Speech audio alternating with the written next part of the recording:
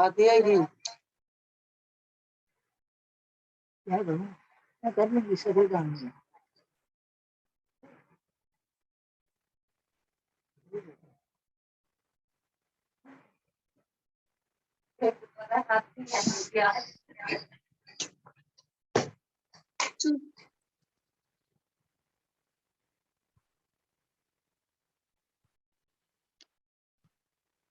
वो सुखदेव भगवान की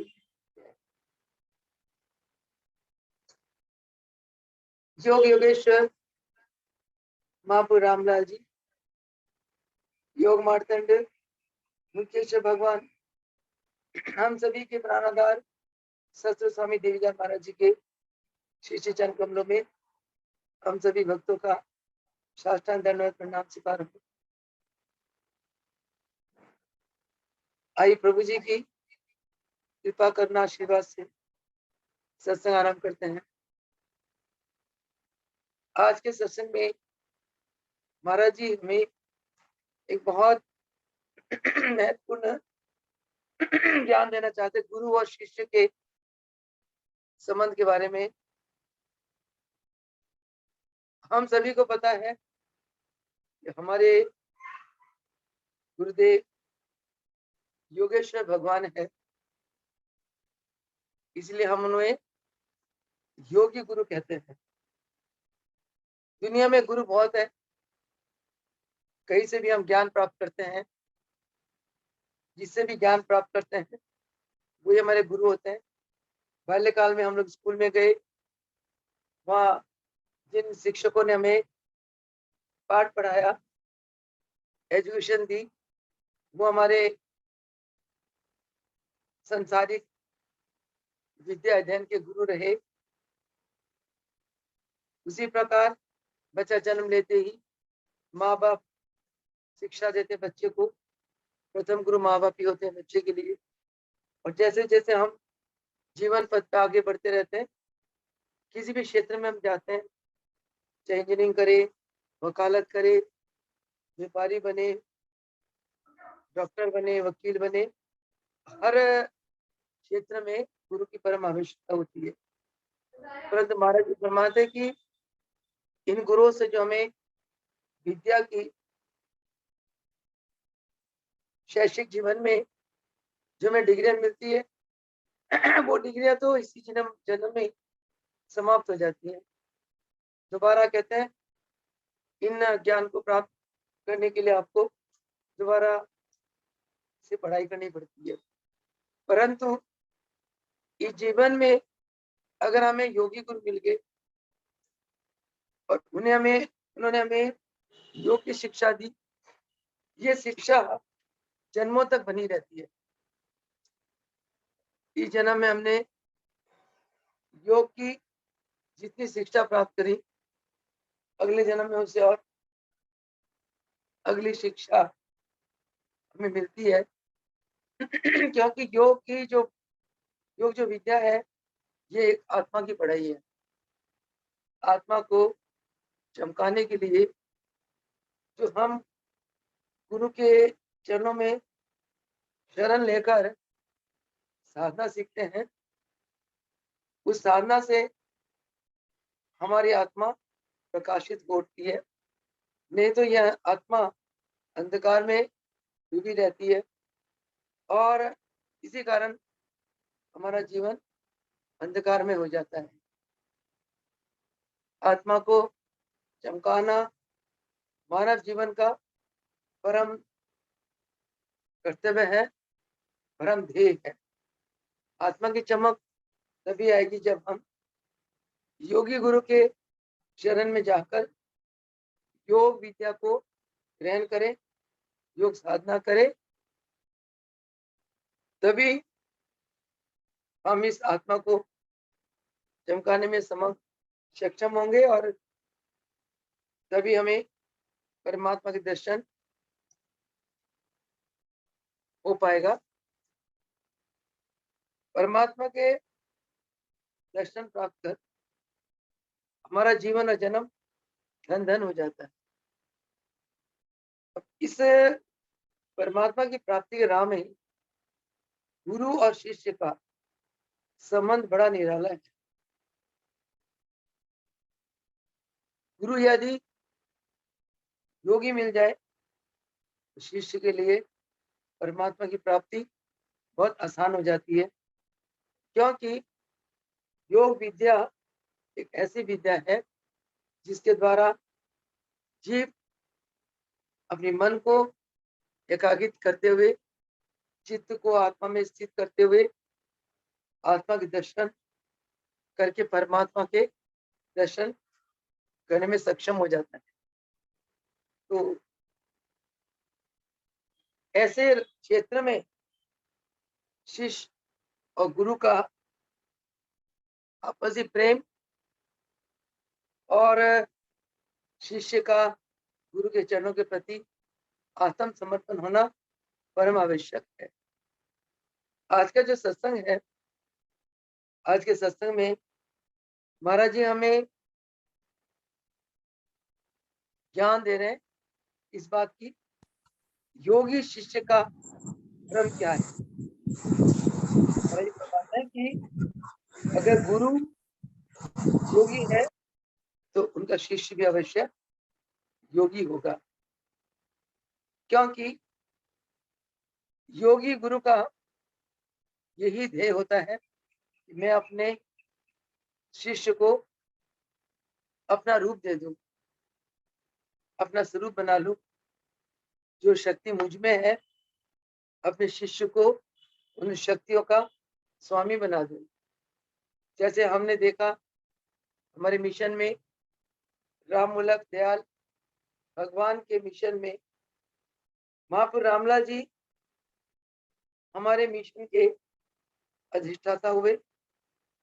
उन्होंने अपने परम शिष्य हमारे दादा गुरुदेव मुलकेश्वर भगवान को सभी सिद्धि शक्तियों का मालिक बना दिया, अपना स्वरूप दे दिया। उसी प्रकार हमारे गुरुदेव दादा गुरुदेव जी के चरणों के प्रति पूर्ण आत्म समर्पित रहे और हमारे गुरुदेव की इस आत्म समर्पण भाव को देखकर उनके हृदय में गुरु भक्ति को देखते हुए मुलकेश्वर भगवान ने हमारे गुरुदेव स्वामी देवीदास महाराज जी को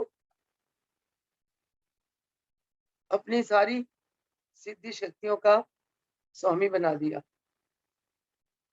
और महाराज जी ने उस गुरु शक्ति को लेकर पूरे संसार में योग का प्रचार प्रसार करा और अनेक भक्तों को अपनी योग की शक्ति देकर आचार्य बनाया और उन आचार्य के द्वारा महाराज जी सारा संसार में आज योग के प्रकाश को फैला रहे हैं। तो ऐसी कृपा प्राप्त करने के लिए योगी शिष्य का धर्म क्या होना चाहिए। महाराज जी फरमाते हैं कि योगी शिष्य को अपने गुरु के चरणों के प्रति आत्म समर्पित होना परम आवश्यक है। अगला प्रश्न आता है कि आत्म समर्पण किसे कहते हैं। आत्म समर्पण उसे कहते हैं कि जो गुरु आज्ञा दे शिष्य उस आज्ञा को हृदयंगम कर ले, अपने हृदय स्थल पर उतार ले, उसी आज्ञा का पालन करे। क्योंकि गुरु जो आज्ञा देते हैं वो आज्ञा ईश्वरीय होता है। गुरु की आज्ञा में कोई स्वार्थ नहीं होता। गुरु शिष्य की ऊंचाई को देखते हुए, भलाई को देखते हुए ईश्वर की प्रेरणा से शिष्य को आज्ञा देते हैं। शिष्य अगर उस आज्ञा में खरा होता जाता है तो महाराज जी फरमाते हैं कि उस शिष्य के लिए कहा जाता है यह शिष्य पूर्ण आत्म समर्पित है। कहते हैं इसके बिना शिष्य अभी अधूरा है, शिष्य कच्चा है। गुरु कुछ आज्ञा दे और शिष्य अपने मत को बीच में रख लेता है, गुरु की आज्ञा का तुरंत पालन नहीं करता। इससे क्या होता है? इसे ये समझा जाता है शिष्य अभी गुरु के चरणों के प्रति पूर्ण आत्म समर्पित नहीं है। दूसरे शब्दों में शिष्य अभी कच्चा है। तो कहते हैं जब तक शिष्य गुरु के चरणों में पूर्ण आत्म समर्पित नहीं होता, तब तक शिष्य के ऊपर भगवत कृपा नहीं होती। हमारे गुरुदेव मुल्केश्वर भगवान के चरणों में इतने ज्यादा आत्म समर्पित थे कि मुल्केश्वर भगवान की हर आज्ञा में हमारे गुरुदेव पूर्ण सफलता प्राप्त करते थे, खरी उतरते थे हर आज्ञा में। जो आज्ञा दी प्रभु जी ने, और प्रभु जी ने जैसा चाहा, हमारे गुरुदेव ने उस सेवा को उसी ढंग से संपन्न किया। और हमारे दादा गुरुदेव जी से महाराज जी ने बहुत अनेक वरदान प्राप्त किए। महाराज जी फरमाते हैं कि गुरु बनाता है और शिष्य बनता है। जैसे कुमार घड़ा घड़ता है और धूरी को पीछे पकड़ के घड़े को धूरी में घुमाता है, ऊपर थपकियां मारता है। थपकी इसलिए नहीं मारता कि घड़ा को तोड़ना है, घड़े को बनाने के लिए बार बार थपकी मारते हैं। ये मार मार के घड़े को पकाता है कुमार, फिर उसको अग्नि में डालता है और पकाता है, फिर उसे दुकान में बेचता है। दुकान में भी जो ग्राहक होते हैं वो भी आवाज करके भाई ये घड़ा पक्का है नहीं है, आवाज अगर आ गई टंग की आवाज आ गई तो ग्राहक समझता है ये पक्का घड़ा है, तब वो खरीद के ले जाता है। उसमें पानी रखता है, पानी ठंडा होता है, वो ठंडे पानी का हम लोग सभी सेवन करते हैं। उसी प्रकार गुरु बनाते हैं और शिष्य बनते चले जाते हैं। महाराज जी फरमाते कि जब तक शिष्य पूर्ण आत्म समर्पित नहीं होता, तब तक गुरु उस पर पूर्ण कृपा नहीं करते। तो इसीलिए गुरु के चरणों में उनकी कृपा को प्राप्त करने के लिए आत्म समर्पण होना बहुत जरूरी है। गुरु गीता में भी भगवान वेजा ने लिखा, भगवान शंकर ने जैसे माता पार्वती को गुरु भक्ति के ऊपर पूरा ज्ञान दिया, उस ज्ञान के दौरान वेजर कभी क्या लिखते हैं, गुरु आज्ञा पालन करे, अन्य भावना त्याग, श्री गुरु चरण सरोज में अलिसम हो अनुराग, मुख में गुरु के ब्रह्म है, गुरु की दया महान, दया करे गुरु पर अधि मिल जाए भगवान। गुरु की दया से शिष्य को सब कुछ प्राप्ति हो जाती है। वैसे तो भगवान को पाना बहुत दुर्लभ है, एक जीव को जन्म लग जाते हैं प्रभु प्राप्ति में, परंतु गुरु की कृपा हो तो एक जन्म ही गुरु शिष्य को भगवान के साथ मिला देते हैं। परंतु शिष्य के अंदर आत्म समर्पण भाव होना चाहिए।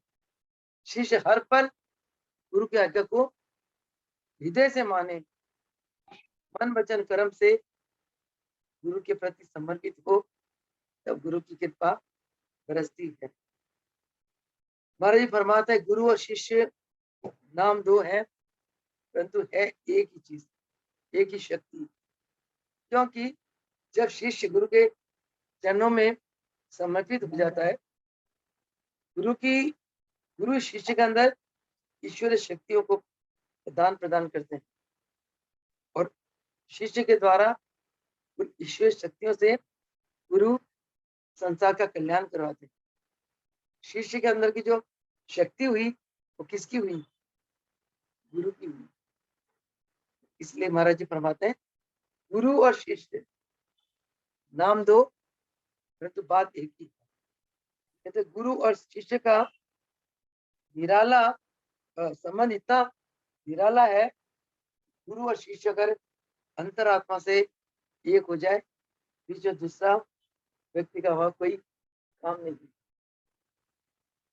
गुरु गीता में भगवान शंकर ने माँ पार्वती को एक और बहुत सुंदर शब्द कहे, पति परायण नारी की, पति के संग जो प्रीत, फिर प्रतिमा में प्रीत हो, ऐसे मन की रीत। जिस प्रकार एक पतिव्रता नारी मन वचन कर्म से पूर्ण रूप से अपने पति की सेवा में, पति के लिए आत्म समर्पित होती है, उसी प्रकार शिष्य को चाहिए वो गुरु चरणों के प्रति पूर्ण आत्म समर्पित हो। तब वह शिष्य गुरु की सभी ईश्वरीय शक्तियों का मालिक बन जाता है। शिष्य भिखारी होता है, गुरु भंडारी होते हैं। शिष्य हर पल गुरु से ज्ञान मांगता है, ध्यान मांगता है, रक्षा मांगता है, कृपा मांगता है। और गुरु भंडारी क्यों है? क्योंकि गुरु कृपा के सागर हैं, दया के सागर है, ज्ञान के भंडार है। शिष्य देता रहता है, गुरु देते रहता है। ये संबंध बहुत ही निराला संबंध है। अगर शिष्य पूर्ण रूप से गुरु के दिव्य स्वरूप में अभेद हो जाता है, तो वह गुरु का रूप ही बन जाता है।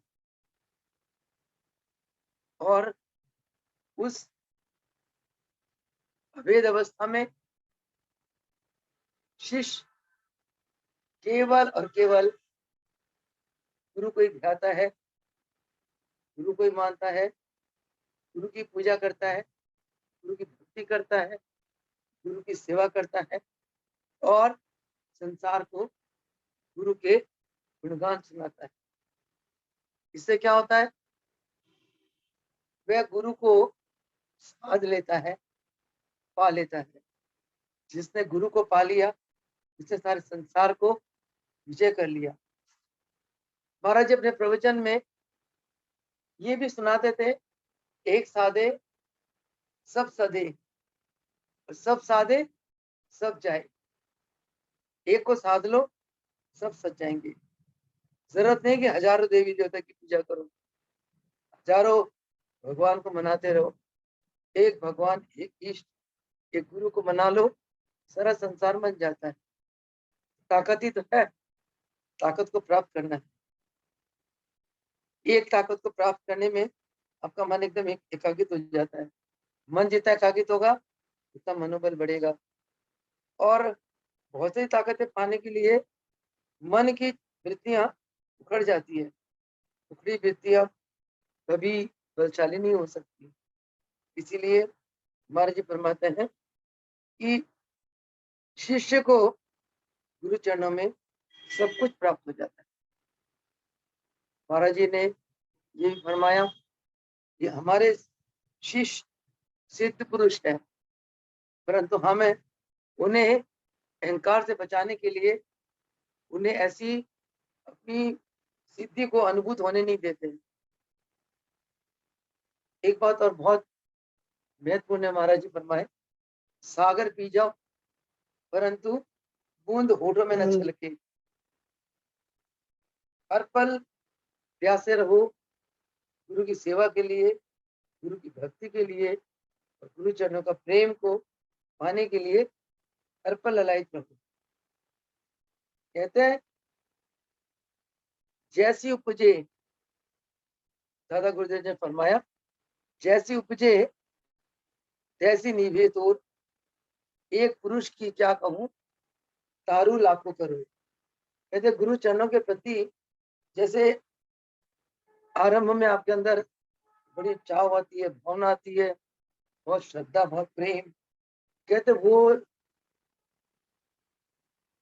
गुरु चरणों के प्रति वो एक आकर्षण, प्रेम वो आग्रह अर्पण होने की भक्ति और सेवा को प्राप्त करने के लिए उसमें कभी कमी नहीं आना चाहिए। हर पल अपनी उस ललायतपना को गुरु के चरणों के प्रति बढ़ाते चलो। फिर तो एक दिन ऐसा आएगा कि भगवान आपकी सभी मनोकामना गुरु के रूप में पूर्ण कर देंगे। यानी कि गुरु चरणों से आपको वो आत्म अवस्था की प्राप्ति हो जाएगी। आत्म अवस्था सबसे उच्च अवस्था है। जिसने आत्म अवस्था को पा लिया, उसने आत्म बोध कर लिया, आत्म आनंद को पा लिया, आत्म ज्ञान को पा लिया, संसार में सब कुछ पा लिया। क्योंकि आत्मा से ऊपर है, संसार में कोई वस्तु नहीं। एक आत्मा ही अजर है, अमर है, अविनाशी है और शाश्वत है। सारा संसार नाशवान है। तो महाराज जी फरमाते हैं कि हमारे चरणों में वही शीश सिद्ध माना जाता है जो हमारी आज्ञा में रहता है। गुरु आज्ञा का पालन करना पूरे ब्रह्मांड के ऊपर विजय प्राप्त करना है। जो शिष्य गुरु की आज्ञा में रहता है, गुरु की कृपा को प्राप्त करता है। जिसने गुरु की कृपा को पा लिया, तो संसार में और कुछ पाने की शेष नहीं रह जाती है। तो कहते हैं महाराज जी फरमाते कि जब शिष्य के ऊपर गुरु की कृपा बरसती है, तो शिष्य गुरु को ईश्वर के रूप में जानता है। क्योंकि वो गुरु की कृपा से गुरु की शक्ति को जान जाता है। वो जान जाता है मेरे गुरु पार ब्रह्म परमेश्वर के न रूप है।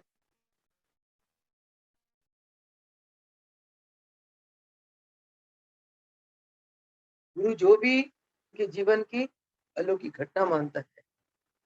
और गुरु की कृपा से शिष्य जब गुरु को ईश्वर रूप में मानता है, तो उसको सचमुच ही उसकी आत्मा में ईश्वर तक जाग जाती है और उसे हर पल उस ईश्वर का बोध होता रहता है। वे हर पल मस्त रहता है, ईश्वर के आनंद में रहता है। स्वयं आनंद में रहते हुए वह शिष्य संसार को आनंद बांटता है और संसार उस आनंद को पार करके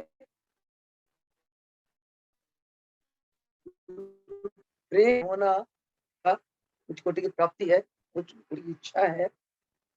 और गुरु चरणों में प्रेम तभी हो सकता है जब हम गुरु को ईश्वर के रूप में जानते हैं। कृपा तभी बरसती है।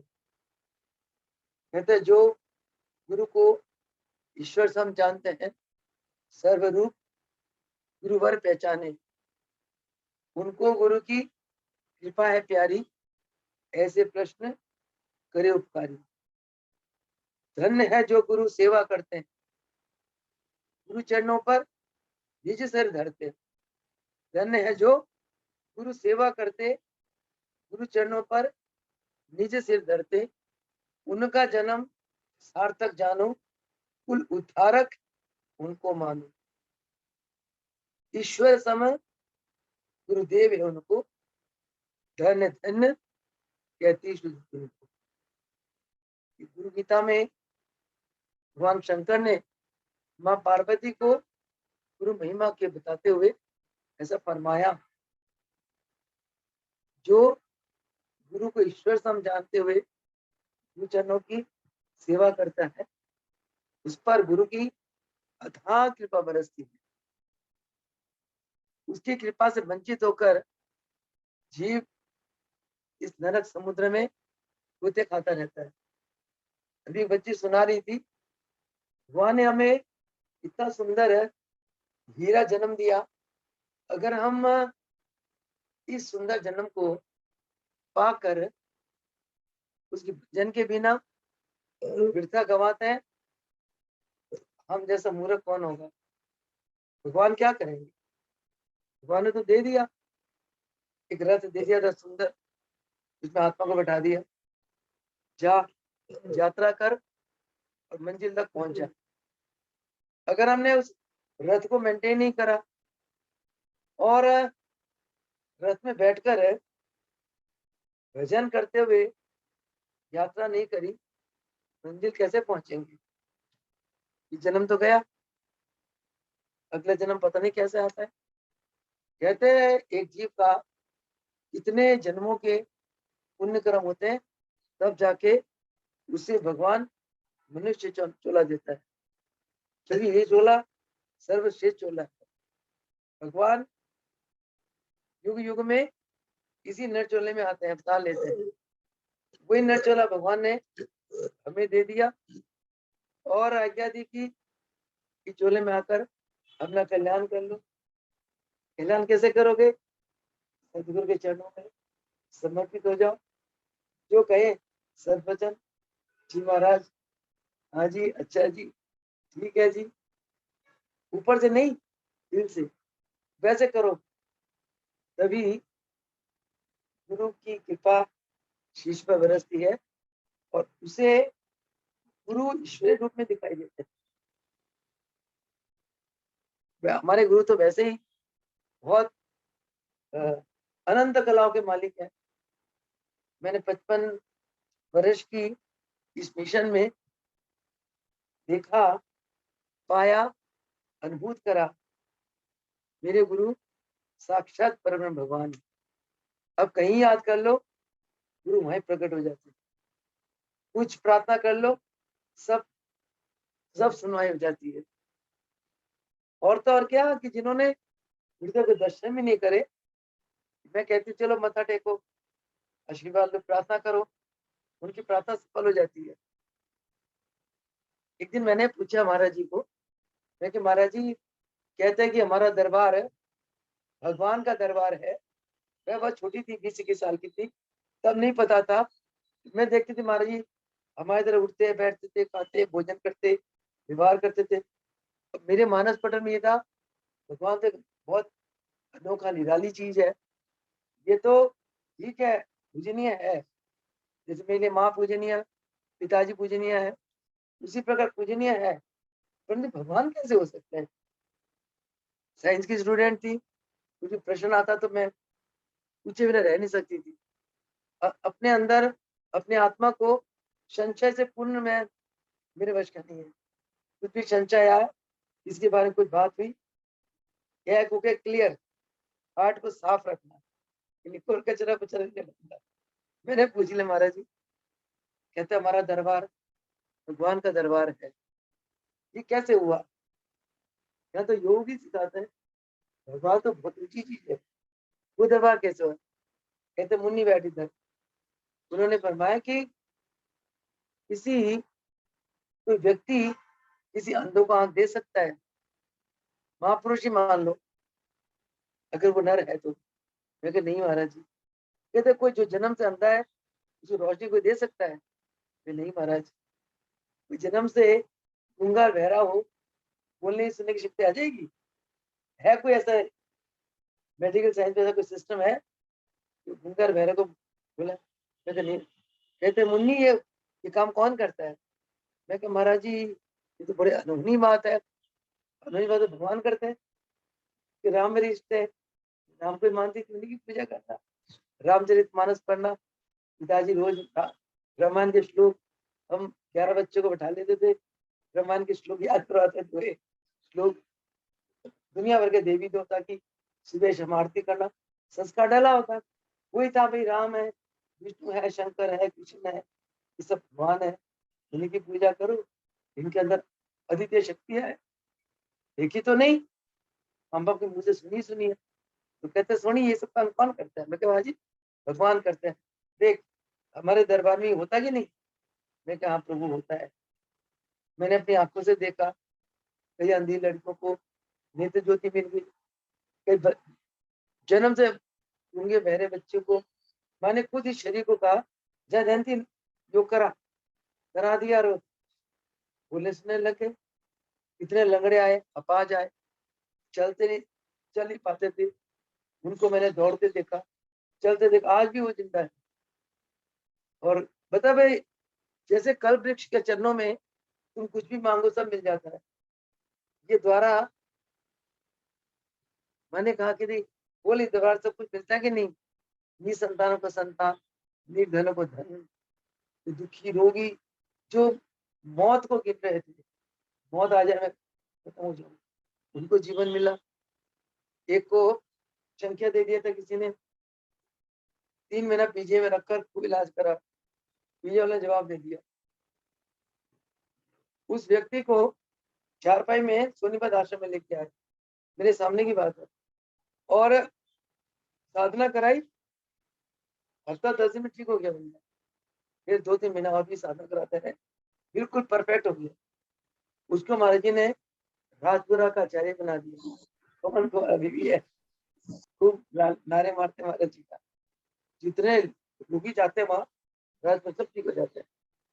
तो ये सारी बातें मैंने बताई, ये तो मैं नतमस्तक हो गई, मैं कि सचमुच भगवान का द्वारा है। तो गुरु खुद हमें अनुभूत कराते हैं, ये निराला दरबार है, ईश्वर का दरबार, परमात्मा का दरबार है। तुम्हारे परमात्मा की जिस शिष्य के अंदर गुरु के प्रति ईश्वरीय भाव हो और दूसरे को सेटिस्फाई कर दे, दूसरे को रियलाइज करा दे कि वाकई भगवान है, कहते वो शिष्य बहुत उच्च कोटि का शिष्य है। उस शिष्य पर गुरु की अथाह कृपा, करुणा और आशीर्वाद बरसती है। आगे बात है, महाराज जी फरमाते हैं कि जो लोग योग के आधारभूत साधनों को ना जानकर ऊपर के साधन को पकड़ लेते हैं, वो लोग कच्चे होते हैं। योग के आधारभूत साधन क्या है? ये शरीर आध्यात्मिक पथ का आधार है।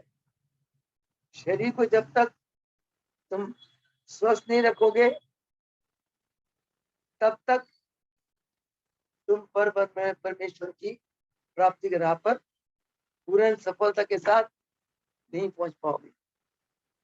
परम परमेश्वर को पाने के लिए आत्मा का परमात्मा से मिलन बहुत जरूरी है। और ये आत्मा कहाँ रहती है? आत्मा का निवास कहाँ होता है? आत्मा का निवास होता है शरीर में। शरीर को साधना बहुत जरूरी है।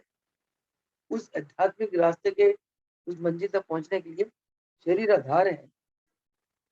शरीर को साधने के लिए हठ योग, उसके बाद आप आत्मा को साध पाओगे, यानी कि राजयोग में जा सकते हो। हमारा ही परमात्मा, जब तक तुम हठ योग नहीं अपना लेते हो तब तक राजयोग में नहीं पहुंच सकते। ये तो कई लोग कच्चे होते हैं, वो हठ योग को छोड़कर सीधा राजयोग में जाकर परमात्मा को प्राणना चाहते हैं। नामुमकिन है।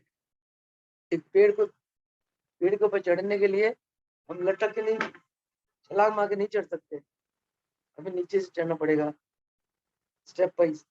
तो महाप्रभु रामलाल जी ने पहाड़ों में जाकर, उच्चतम शिखरों में जाकर माँ सदाशिव बाबा, महाअवतार बाबा से अष्टांग योग की सिद्धि करी।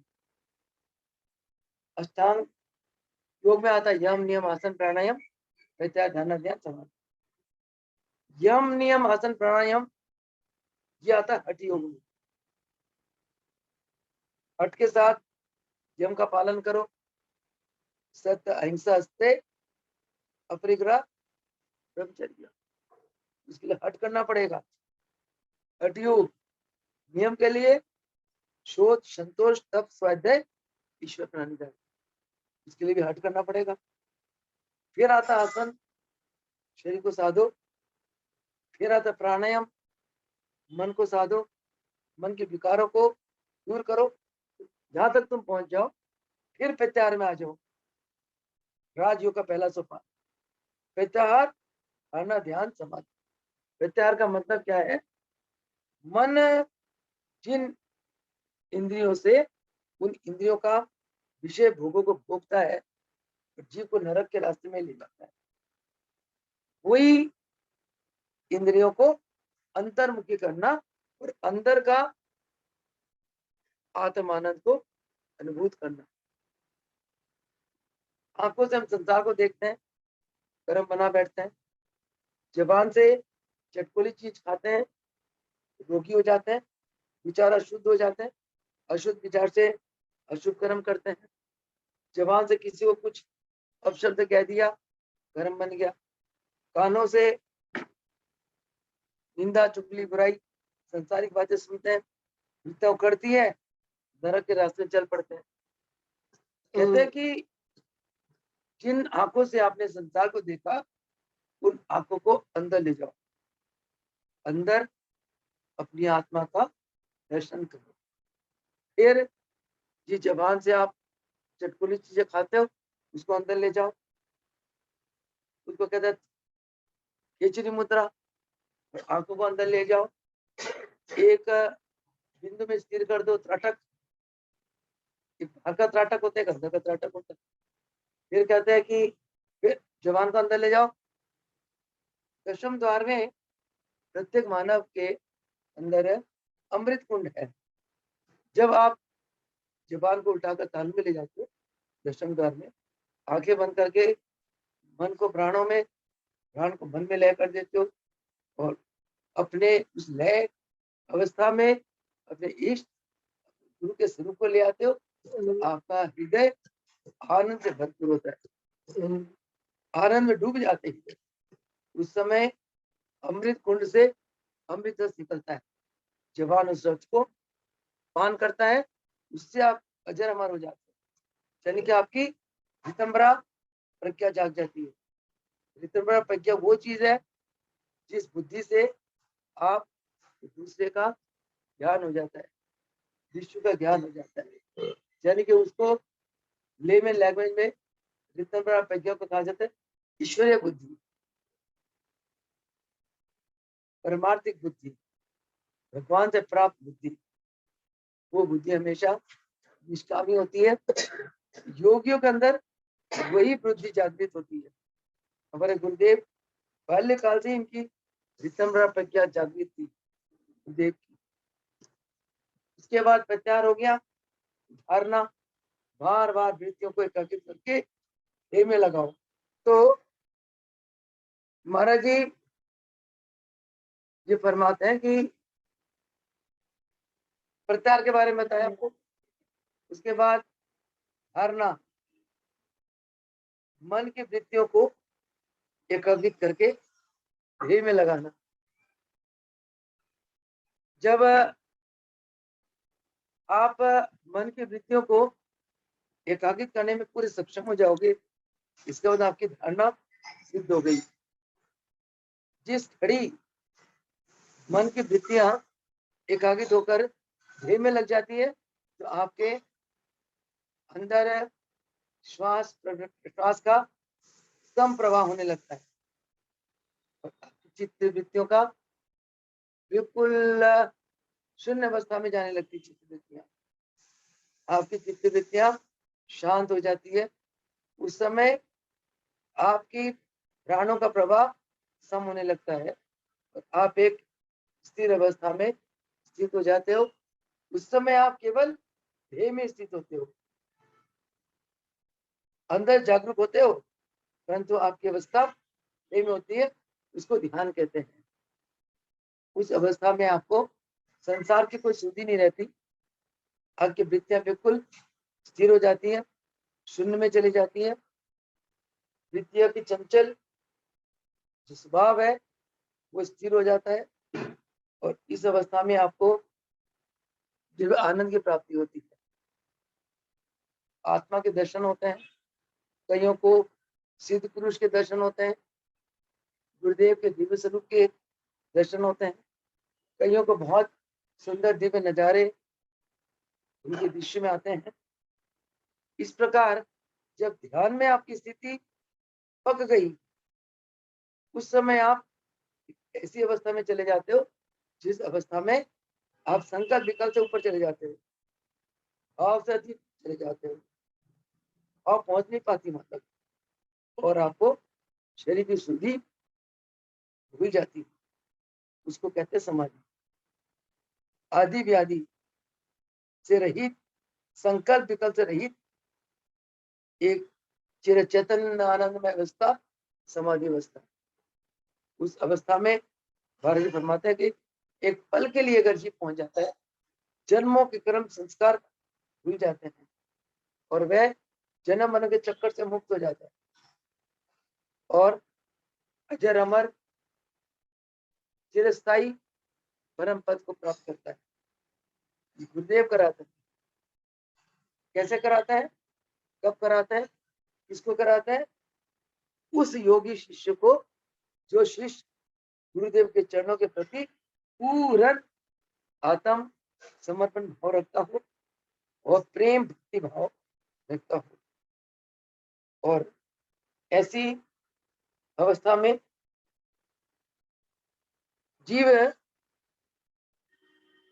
के ऊपर गुरु की बहुत प्रसन्नता बरसती है, परंतु शिष्य धन दौलत आदि से गुरु को प्रसन्न नहीं कर सकता यदि वो पूर्ण गुरु होंगे।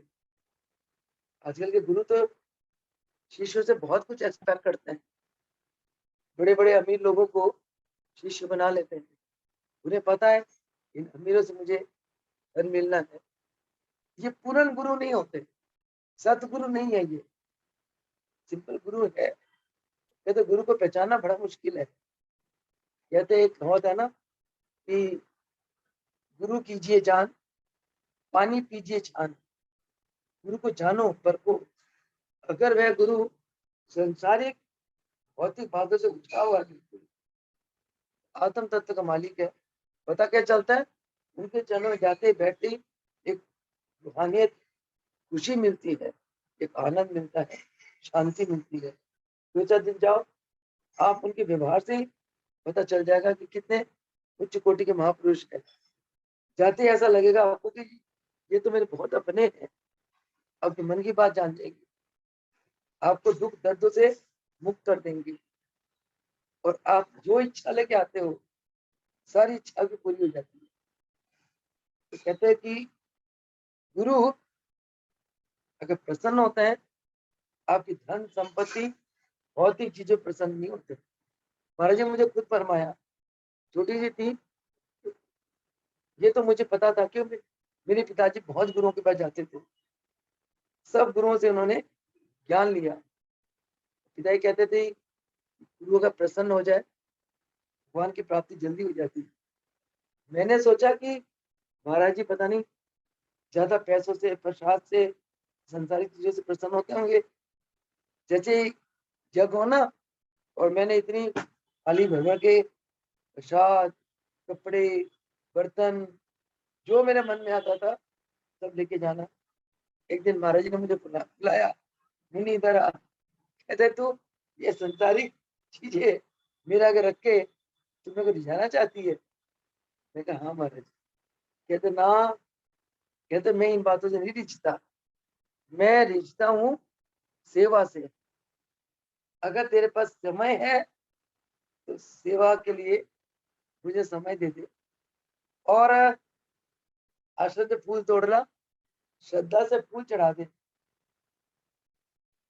शुद्धता चाहिए मेरे को, शुद्ध अंतकरण से एक फूल चढ़ा दे, और सेवा के लिए समय है तो दे, मेरे से सारा कुछ ले जा।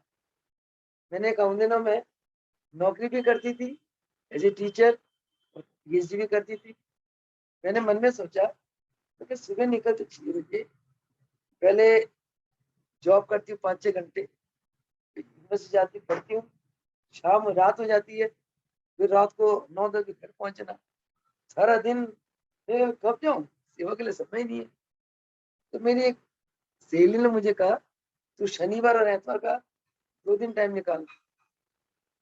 2 दिन का संकल्प लिया, ऐसा चस्का पड़ा सेवा का, तो आनंद आने लगा कि मेरी पीएचडी छूट गई। फिर एक दिन महाराज ने गुस्सा करा, बेटा नहीं, योगी बच्चा है ना तू, अगर संकल्प किया पीएचडी पूरी करना है तो कर, नहीं तो तेरे को पीएचडी पूरी करने के लिए अगला जन्म लेना पड़ेगा। या तो संकल्प ना करती, संकल्प कर ली तो पूरी कर। देखिए महाराज जी, मेरा तो मन ही नहीं लगता, मुझे तो लगता बस स्कूल की नौकरी करी, फटाफट भागो गुरु जी के चरणों में सेवा करो, मेरा मन नहीं लगता पढ़ाई में। कहते बेटा तू जा, प्रभु जी कराएंगे। वही 1 साल के अंदर अंदर प्रभु जी ने वो पढ़ाई पूरी कर दी। तो कहने का भाव है, इसके बाद ऐसा चस्का पड़ा सेवा में, अभी तक नशा ही रहता है सेवा। या फिर दूसरी बात, समय हो घर में बैठ गए।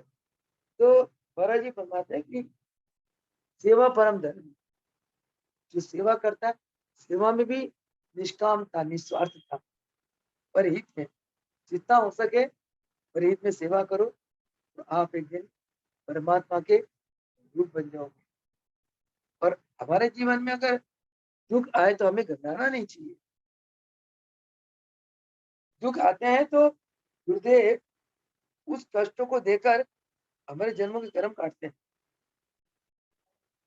दुख आता है तो हम भगवान को दिल से याद करते हैं, दिल से याद करते सुनते हैं भगवान।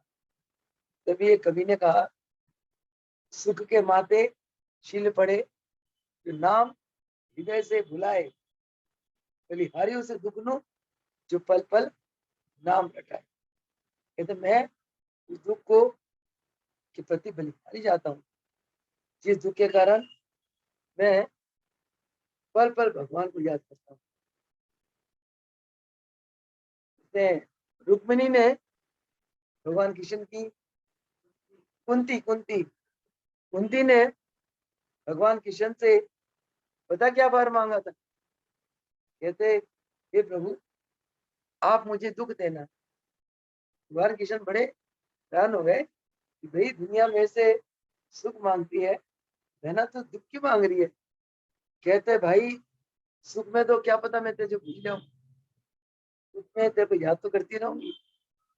इसीलिए कहते हैं कि गुरु शिष्य को कई कुठालियों में डालकर उसके तन और मन को कंचन की तरह बनाता है। जिस तरह गुरु शिष्य को कुठाली में डालता है, शिष्य को घबराना नहीं चाहिए। और उनकी जो आज्ञा होती है, उनकी आज्ञा में जरूर कोई ना कोई उद्देश्य होता है। और गुरु शिष्य गुरु के आज्ञा का पालन करके अपने संस्कारों को होता चला जाता है। अगर शिष्य गुरु की आज्ञा का पालन ना करे तो शिष्य के कर्म संस्कार बढ़ जाता है। और इसीलिए गुरु शिष्य गुरु की आज्ञा का उल्लंघन करके अपने संस्कारों को बढ़ाता जाता है। गुरु शिष्य को सेवा देकर उसके संस्कारों को काटते चले जाते हैं। अब महाराज जी ने थोड़ा सा संसार में जो अलग अलग स्तर के जीव होते हैं उनके बारे में इस प्रवचन के लास्ट में प्रकाश डाला। संसार में 4 तरह के 4 श्रेणी के जीव होते हैं। एक तो बहुत उन चारों श्रेणी के जीव को गुरु उनको योग साधना सिखलाकर उन्हें भवसागर से पार उतार देते हैं, यानी कि उनके जन्म जन्मांतरों के कर्म संस्कार को काट देते हैं।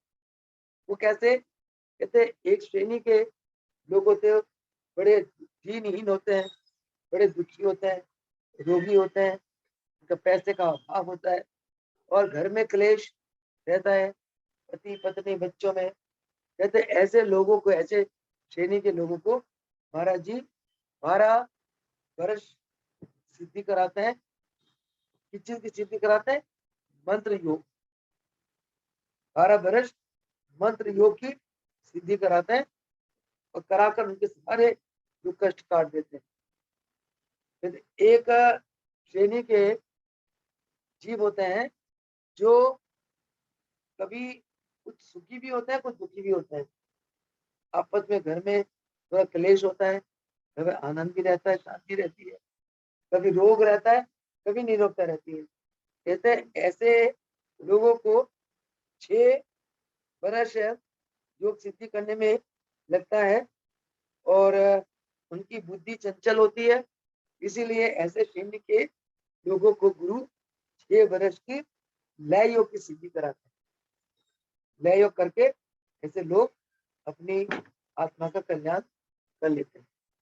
और एक श्रेणी के लोग होते हैं जो उच्च कोटि के होते हैं, थोड़े बच्चे होते हैं और आनंद से रहते हैं।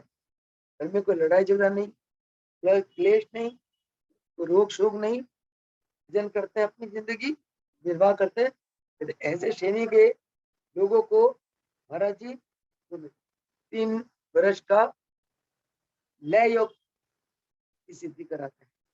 लय योग का मतलब अपने प्राणों को ईश्वर के स्वरूप में लय करना, प्राण के साथ मन को लय करना और योग युक्त अवस्था को प्राप्त करना। इस सिद्धि के लिए 3 वर्ष समय अवधि बताया।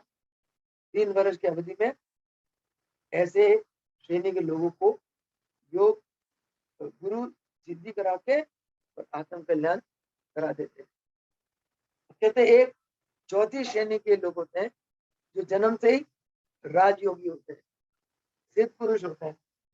जैसे भगवान राम, भगवान कृष्ण, महाप्रभु रामलाल जी, मुनकेश्वर भगवान, सदगुरु भगवान, गुरु नानक देव जी, गुरु वशिष्ठ और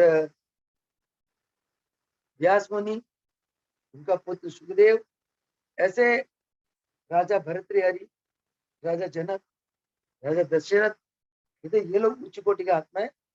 ये जन्म से ही सिद्ध पुरुष होते हैं। तो इनको योग की सिद्धि कराने में केवल 6 मास अवधि की जरूरत होती है। इस संदर्भ में एक दृष्टांत याद आता है कि ध्रुव ने जब ध्रुव को सिंहासन में बैठने से उसके पिता ने, उसकी माता ने, छोटी माता ने मना करा, सुनीति ने, और ध्रुव बड़ा परेशान हो गया, रोता रोता माँ के पास गया। दसवीं माँ जो राजा की बड़ी रानी थी, कहते माँ माँ पिताजी के सिंहासन में बैठने से पिताजी ने मना कर दिया, छोटी माँ ने भी नहीं बैठने दिया। तो कहते हैं क्या मैं उनका पुत्र नहीं हूँ? माँ ने कहा बेटा पुत्र तो है, पर हम सबके असली पिता भगवान है, भगवान विष्णु है। कहते अच्छा वो मेरा असली पिता है? कहते हाँ सबके पिता है वो। कहते कहाँ मिलते हैं वो? तो बेटा तप में, साधना में, संतों में, सत्संग में वो मिलते हैं।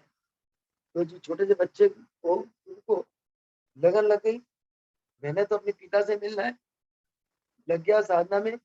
6 मास उसे अखंड समाधि लगाई, भगवान विष्णु प्रकट हो गए, दर्शन पाकर गदगद हो गया, मुझे बिठा लिया, वो प्यार दिया।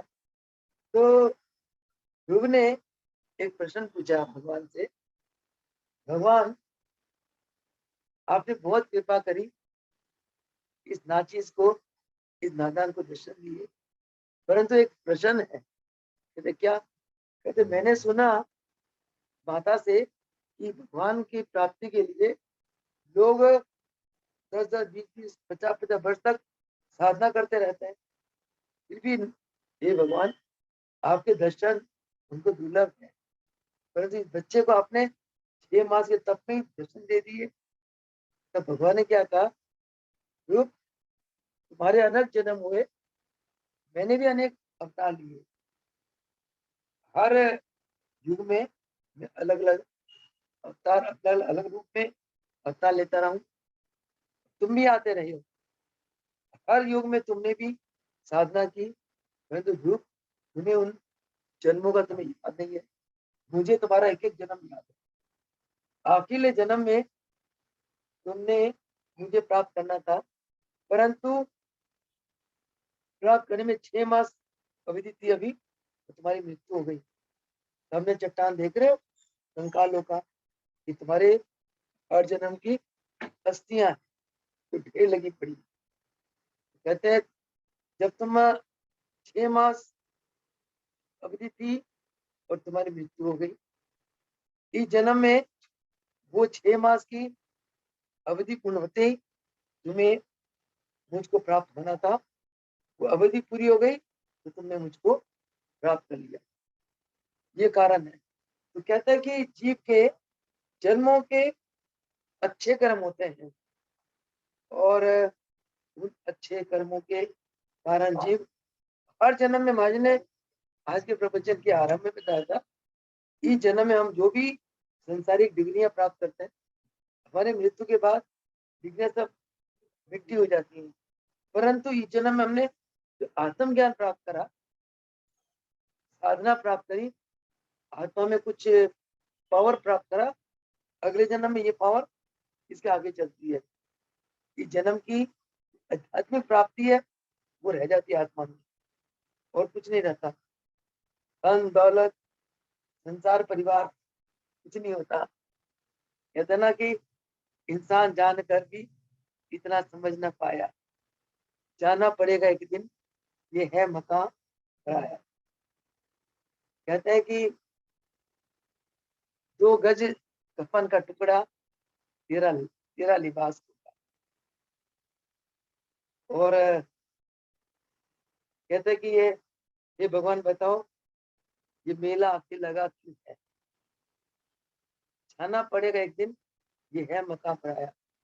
2 गज कफन का टुकड़ा, तेरा लिबास होगा। मतलब के सब साथी, कोई ना साथ आया। उन मतलब के साथियों के साथ हम चिमड़े रहते हैं, उनके लिए क्या करते हैं, टुकड़ियां करते हैं, उनके लिए इतना व्यस्त हो जाता है, अपने आत्म कल्याण का समय नहीं मिलता। कौन करेगा अपना? कहते हमारे प्रभाव है कि दूसरे के पैरों का कांटा उतारना बहुत जरूरी है, बहुत उत्तम कारण है। कहते बेटा, दूसरे के पैर की कांटा उतारने के लिए अपने पैर में जूते तो पहनो, पहले खुद तो साधना संपन्न रहो, फिर दूसरों को ज्ञान दो, फिर दूसरों की सेवा करो, फिर दूसरे कर्म काटो। अपने पैर में तुम्हें जूते है नहीं, दूसरे कांटे निकालने चले, तुम खुद ही तुम्हारे पैर में कांटे चुभेंगे। तो आजकल के जो ये छोटे बड़े गुरु लोग ऐसे ही होते हैं, कुछ साधना संपन्न होते नहीं है, किताबें पढ़ लेंगे, गत्ता कर लेंगे, अच्छी अच्छी बातें, दुनिया को रक्षा देंगे। दुनिया बेचारी बावली है, वो सोच रहे ये तो महाराज बहुत पहुंचे हुए, उनके चरणों में कीड़े मकोड़े के चिप जाते हैं। कहते हैं गुरु लोभी शिष्य लालची, दोनों खेले दाओ। गुरु लोभी शिष्य लालची, दोनों खेले दाओ, दोनों भवसागर में डूबे, चढ़कर पत्थर की नाव। दोनों पत्थर की नाव पे चढ़ते हैं, डूब जाते हैं दोनों। एक बार है, महाराज जी फरमाते हैं कि राजा जनक जा रहे थे धर्मराज के साथ, तो दिव्यलोक में स्वर्ग लोक के आगे से गुजरे, उन्हें बड़ी हाहाकार सुनाई दी नरक कुंड में। तो राजा जनक एक मिनट रुक गए, तो धर्मराज कहते महाराज आप क्यों रुक गए? कहते हाहाकार इतनी मच रही है, और ये सतयुग में, सतयुग के रानी या आए हुए इतना हाहाकार मचा हुआ है। कहते महाराज हाँ जी। कहते हैं ये हाहाकार कैसी? तो कहते हैं कि ये इसलिए कि ये लोग संसार में गुरु बने हुए थे, इन्होंने लोगों को खूब लेक्चर मारा, लोगों से धन लूटे, उसके बदल उनका आत्म कल्याण नहीं कर पाए। ये वो लोग हैं। तो अच्छा, तो राजा जनक कुछ पलों के लिए नरक में कदम रखे, सारा नरक का हाहाकार शांत हो गया। उनके नरक में कदम रखने से जितनी आत्माएं थी सब मुक्ति हो गई, और राजा ने कहा जाओ तुम नरक लोक में जाओ। ब्रह्मदास कहने लगे, महाराज आपने तो सारे भेज दिए स्वर्ग लोक में, मेरा नरक कुंड खाली हो गया, कैसे भरेगा? कहते तक कलयुग में जब लोग गलत कर्म करेंगे और पाप कर्म करेंगे, खास तौर से वो लोग जो अपने आप को गुरु कहलाएंगे, गुरु तत्व नहीं है उनके अंदर, शिष्य बना लेंगे, शिष्य लुटेंगे, उनको कुछ नहीं देंगे, उनके पल्ले कुछ होएगा तो देंगे, जो साधना संपन्न नहीं होंगे। कहते ऐसी आत्माएं, ऐसी आत्मा से दोबारा तुम्हारा नरक कुंड भर जाएगा। कहने का भाव है, महाराज जी फरमाते हैं कि खुद साधना संपन्न बनो और हर कार्य में गुरु को मध्य रखो। गुरु ही तुम्हारे अहंकार का विनाश करते हैं। कोई कार्य करते हो अगर तुम रत्ती भर में अहंकार आ गया तो वो कार्य का फल बिल्कुल निष्फल हो जाता है। कहते एक मन दूध है, बड़ा अमृत, बहुत सी बात है, उसमें एक रत्ती संख्या डाल दो, एक मन दूध भर जाएगा। इसी प्रकार सारे जीव जीवन तुम पुण्य कर्म करते चलो, जय जयकार हो तुम्हारी। अगर अहंकार की बूंद एक रत्ती भर भी आएगी तुम्हारे अंदर, सारे तुम्हारे पुण्य खत्म हो जाएंगे। वो सदगुरुदेव भगवान की जय। धन्य हमारे गुरु, ऐसे महान उपदेश करते हैं। ये सभी उपदेश महाराज जी, चाहे 4 लोग होते थे चाहे 10 लोग होते थे, बहुत सरल भाषा में बैठे बैठे उपदेश करते रहते थे। मैंने क्या करना, एक मेरे पास इम्पोर्टेड यूएस मेड वॉकमैन था, वॉकमैन, क्योंकि टेप रिकॉर्डर सामने रखूंगी, महाराज जी नाराज होते थे, रिकॉर्डिंग करने नहीं देते थे। मैं सेवा में टाइम ही नहीं मिलता था, इतने अनमोल वचन कहना, सेवा भी करना। तो मैं सोचती थी कि मैं इन वचनों को ना बाद में सुनूंगी, जब महाराज जी इधर कहीं चले जाएंगे, मुझे फ्री समय मिलेगा, तो मैं वॉकमैन में रिकॉर्ड कर लेती थी। महाराज जी के बैक साइड में चुपके से रख देना, रिकॉर्ड हो जाता था। वो जो कलेक्शन है, कुछ वो कुछ नोटबुक्स ये सब लग करके, और महाराज जी ने ये किताबें छपवाई। एक ये है दिव्य योग वचनामृत, एक दयाल युग सागर है, एक योग शक्ति के मालिक मेरे सदगुरु भगवान, और एक श्री दयाल योग कृपांजलि अभी मैंने छपाई, और एक योग पुष्प वर्षा। 5 किताबें महाराज जी ने इसलिए छपाई कि इन्हीं किताबों में महाराज जी बहुत संयुक्ता मिलती है।